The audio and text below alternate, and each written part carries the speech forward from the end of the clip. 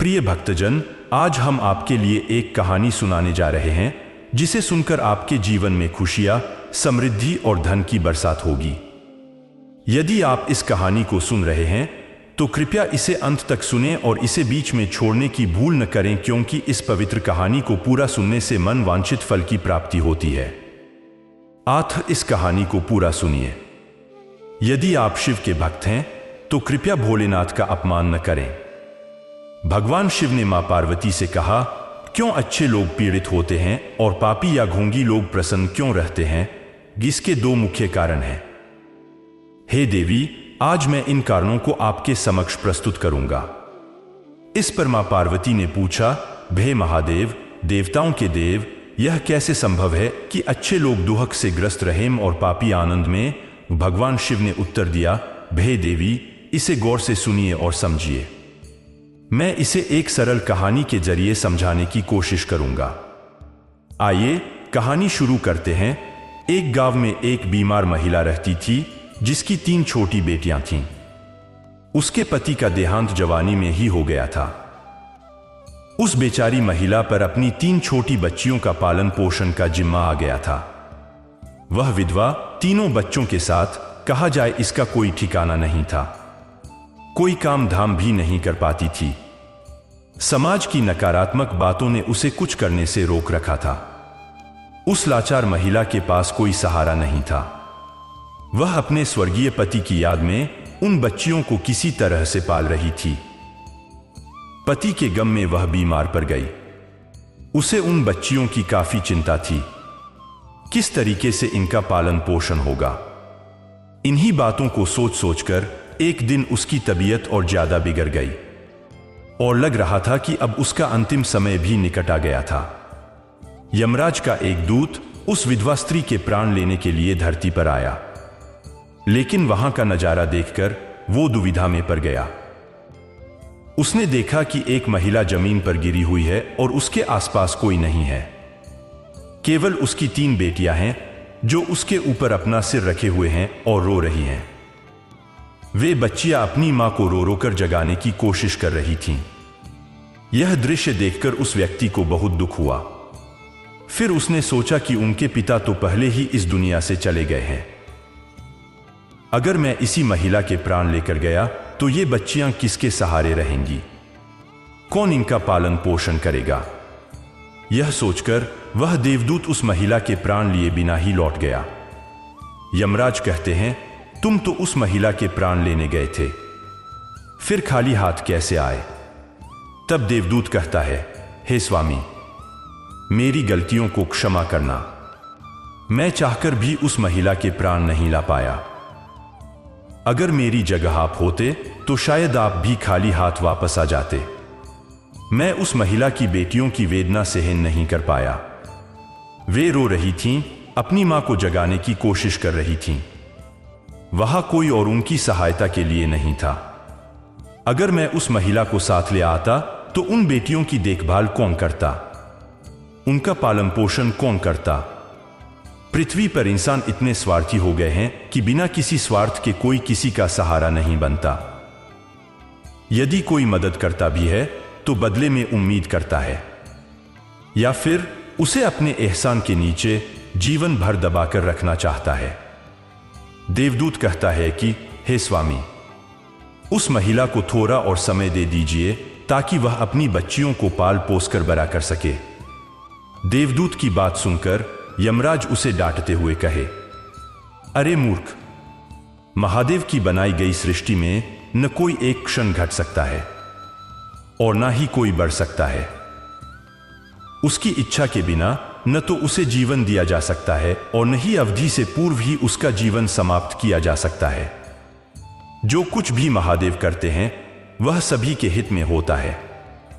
आखिर तुम कौन होते हो? ब्रह्मांड के नियमों को बदलने वाले। उस महिला को न लाकर तुमने भगवान शिव के निर्देशों का अनादर किया है। तुमने एक गंभीर अपराध किया है। इसके लिए तुम्हें दंड का सामना करना पड़ेगा। जिस पृथ्वी के मनुष्य से तुम्हारी ममता है, उस पृथ्वी पर मनुष्य बनकर अपने पापों की सजा को भोगो। तब देवदूत घबरा कर कहता है कि हे स्वामी, पृथ्वी लोक से मेरा उद्धार कब होगा और कैसे होगा? यमराज कहते हैं, धरती पर जाकर तुम अपनी मूर्खता पर 3 बार खिलखिलाकर हंस लोगे, उस समय ही तुम्हारा उद्धार हो जाएगा। इतना कहकर यमराज ने उस देवदूत को धरती पर भेज दिया। जैसे ही वह पृथ्वी पर आया, वह मानव रूप में था। उसके पास कोई वस्त्र नहीं थे। मनुष्य के जन्म के समय वह नग्न होता है। देवदूत ने भले ही जन्म न लिया हो, पर वह निर्वस्त्र होकर एक नदी के किनारे खुद को पाया। उस वक्त पृथ्वी पर काफी शीत था। वह ठंड से कांप रहा था। उसी दौरान वहां से एक मोची निकला और देखा कि एक व्यक्ति ठंड से कांप रहा है। तब वह मोची अपने बच्चों को सर्दी से बचाने के लिए कपड़े खरीदने जा रहा था। रास्ते में उसने एक नंगे व्यक्ति को देखा जो ठंड से कांप रहा था और उस पर दया आ गई। उसने अपने बच्चों के लिए तो कपड़े नहीं खरीदे, लेकिन उस नंगे व्यक्ति के लिए कपड़े और एक कंबल खरीद लिया। फिर उसने वे कपड़े उस व्यक्ति को दे दिए। एक देवदूत ने कहा, भाई, आपने मुझे कपड़े देकर मेरी बहुत मदद की है। कपड़े देकर आपने मुझे सर्दी से बचा लिया है, लेकिन मेरे पास न तो कोई घर है, न ही कोई परिवार है और न ही भोजन का कोई साधन है। तब मोची बोला, हे भाई, तुम मेरे घर चलो, मैं तुम्हारा सारा खर्चा उठा लूंगा। और वह मोची देवदूत को लेकर घर पहुंचा। उधर मोची की पत्नी ने देखा, उसका पति तो बच्चों को कपड़े लाने गया था। कपड़े तो कुछ लाया नहीं, उल्टा एक आदमी को घर बुला लाया है।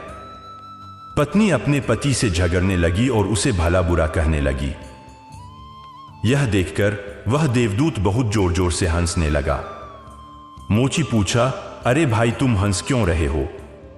ऐसा क्या देख लिया? तब देवदूत ने कहा, भाई, मेरी हंसी का रहस्य मैं आपको नहीं बता सकता। समय आने पर मैं आपको स्वयं ही बता दूंगा।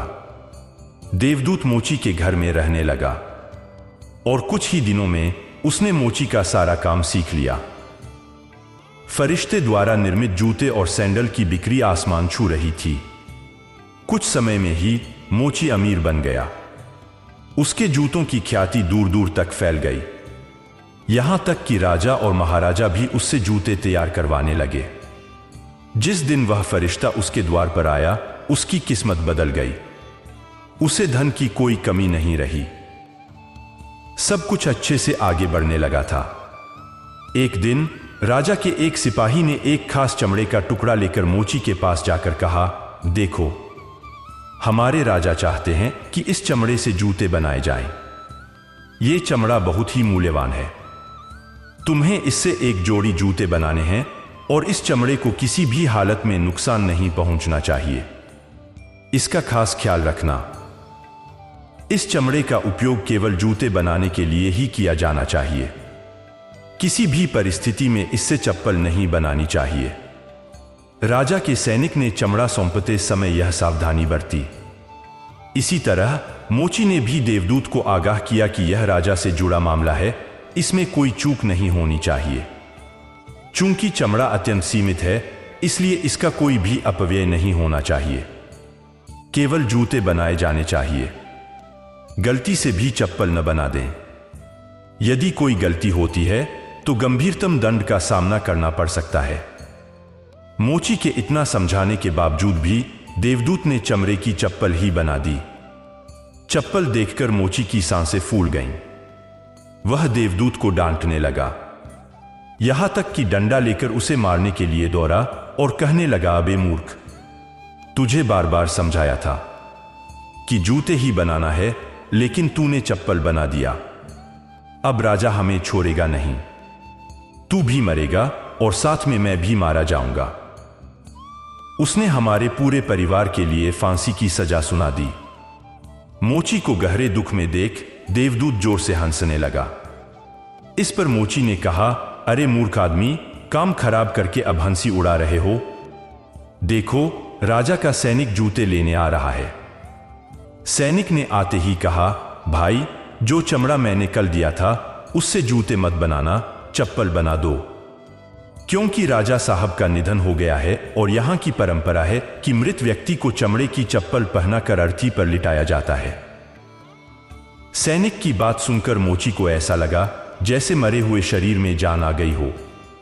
उसके हाथ से डंडा छूटकर गिर गया और उसने देवदूत के पैर पकड़ लिए और उससे माफी मांगने लगा। देवदूत मोची की इस हरकत पर जोर जोर से हंस रहा था। मोची ने पूछा, तुम क्यों हंस रहे हो? तो देवदूत ने कहा, समय आने पर इसका भी जवाब दूंगा। फिर वह सैनिक इतना कहकर वहां से चला जाता है।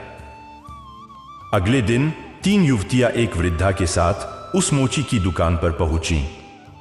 वे अपनी शादी के लिए जूते बनवाने आई थीं और अपना नाप देने आई थीं। देवदूत ने उन तीनों युवतियों को पहचान लिया कि ये वही 3 युवतियां हैं। उस युवती की मां को नहीं ले जाने के कारण आज मैं अपने किए हुए कर्म का फल भुगत रहा हूं। अब ये युवतियां काफी बड़ी हो चुकी हैं।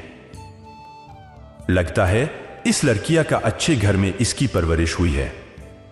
हां बेटा, बचपन में इनकी मां चल बसी, इसलिए इनको मैंने अपने पास रख लिया।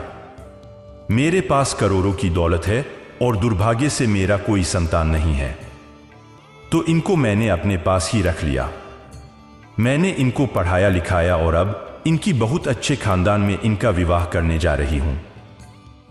देवदूत लड़कियों के भाग्य को देखकर विचार करता है कि महादेव के कर्म हमेशा शुभ होते हैं।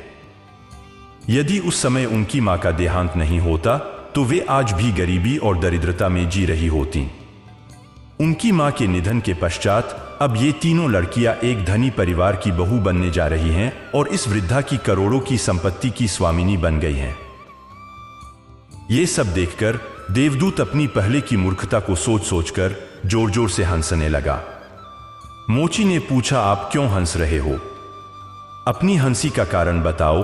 देवदूत मोची से कहता है, मैं एक देवदूत हूं और अभी जो ये तीनों लड़कियां जूते की नाप देकर गई हैं, इनकी माता को मैं लेने आया था, लेकिन उस समय ये तीनों छोटी छोटी थीं और इन पर तरस खाकर मैं इनकी मां को नहीं ले गया और इनके पिता का पहले ही निधन हो चुका था। इसी वजह से यमराज ने मुझे शाप देकर पृथ्वी पर भेजा था।